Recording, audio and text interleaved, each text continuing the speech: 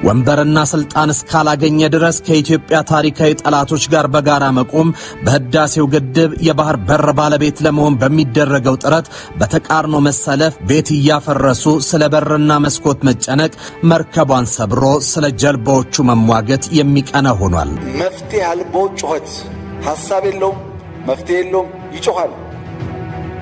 በጊዜያዊ ችግር ይጮሃል። ኢትዮጵያ ውስጥ ያለው ነው፣ ሐሳብ አይደለም። በየተራ መጮህ፣ በየተራ ተበዳይ መሆን፣ በየተራ ከሳሽ መሆን። ኢትዮጵያ መርከብ ናት።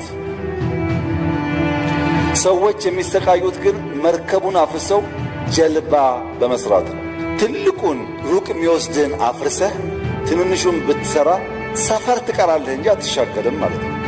የጠንካራ ሀገረ መንግስታት ታሪክ እንደሚያስረዳው ሀገር በቆመችባቸው አምዶች ላይ ጎራ ሳይለዩ በጋራ የመቆም ታሪክ ነው። ጠንካሮቹን ሀገራት ጠንካራ የሚያደረጋቸው በጋራ ታታይ በሆኑ ከሀገር ታሪካዊ ጠላት መንግስታትና በብሔራዊ ጥቅም ላይ የጋራ አቋምን ይዞ በሌሎች ጉዳዮች ላይ ፖለቲካን የመስራት እውነት ነው። ጠቅላይ ሚኒስትር አብይ አህመድ መርከብ የማፍረስ ቤት የመናድ የፖለቲካ ሐሳብ የሐሳብ አልቦነት ስሪት የፈጠረው ነው ይላሉ።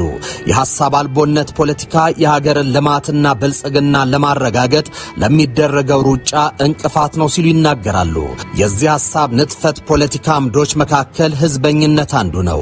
እርግጥ ህዝበኝነት በኢትዮጵያ ብቻ ሳይሆን በዓለም ፖለቲካ ላይ እየገነገነ የመጣ መሆኑ ታይቷል።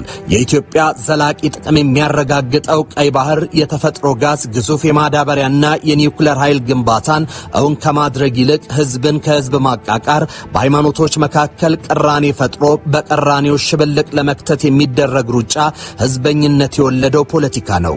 ይህን ለማድረግ ሐሳብ አይፈልግም፣ ትምህርት አይጠይቅም። ይህ በጭብጨባ ተጀምሮ በለቅሶ የሚቋጭ አክሳሪ ፖለቲካ ነው።